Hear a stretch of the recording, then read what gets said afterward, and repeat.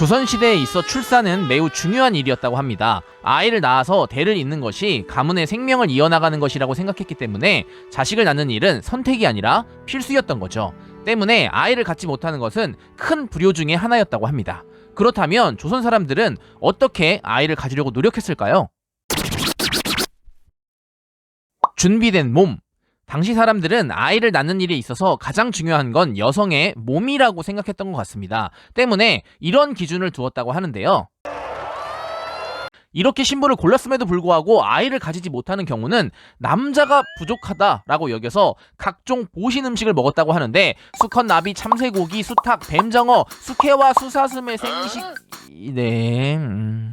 시기와 장소.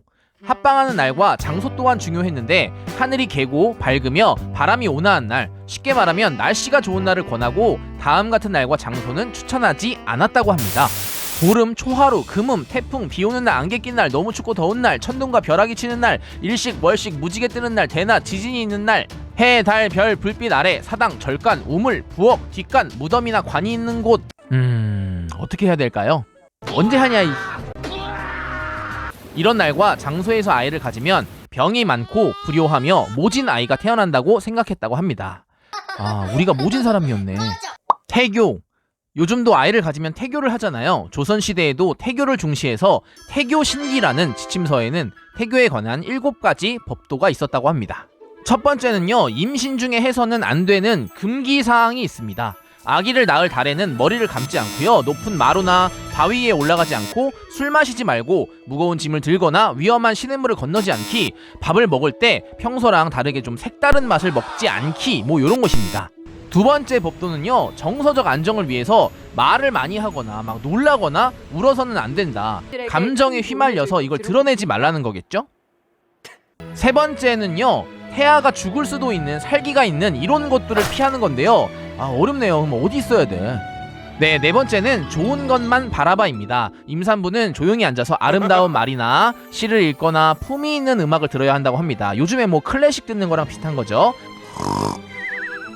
다섯 번째는 금기된 자세인데 무슨 자세까지 있어. 가로로 눕지 말고 기대지 말고 한 발로 기우뚱하게 서 있지 말라고 했답니다.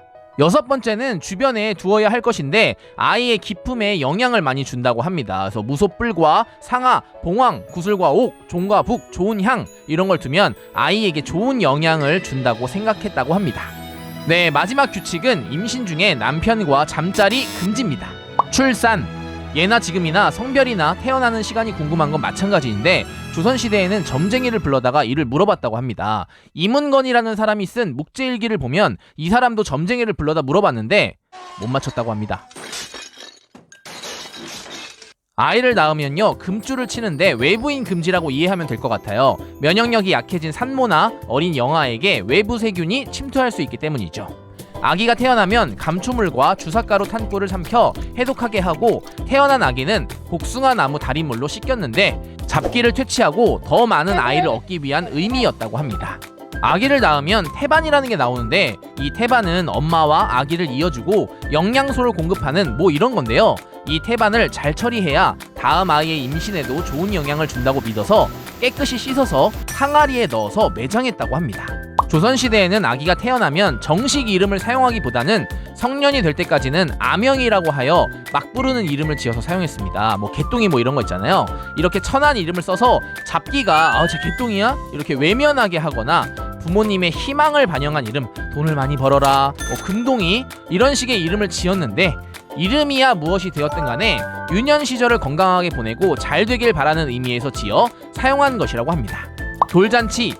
조선시대에는 돌잔치가 많이 행해졌는데 의학기술이 부족했던 당시에 아기가 건강하게 자란 것에 대해 잔치의 의미이기도 했는데 돌잡이를 통해서 아기의 적성이나 미래를 예견해 보려는 의미도 있었다고 하는데요.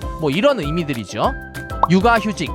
놀랍게도 조선시대에는 지금도 쓰기 힘든 육아휴직이 있었다는 실록에 기록이 있습니다. 관청에서 일하던 노비들이 출산 후 얼마 되지 않아 다시 일해야 되는 힘든 처지를 알게 된 세종은 출산 휴가를 7일에서 100일로 늘리고 출산 전 한 달부터는 업무를 시키지 말도록 명했다고 합니다. 이 당시에 이런 배려를. 더욱더 놀라운 것은 남편에게도 아내를 보살피기 위해 한 달간의 휴직 기간을 부여했다는 사실입니다. 현재 우리나라도 법제적으로는 1년의 육아휴직을 남편이 쓸 수는 있다고 하는데 사회적인 인식으로 사실상 쓰지 못하는 현실이라고 하니까 우리가 노비만도 못한 건가? 결론!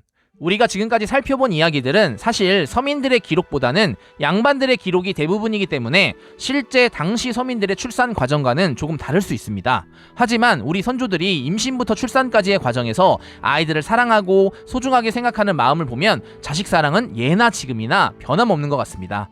소중한 생명을 얻기도 힘들고 바르게 키우기도 힘들지만 아이들을 사랑합시다. 끝!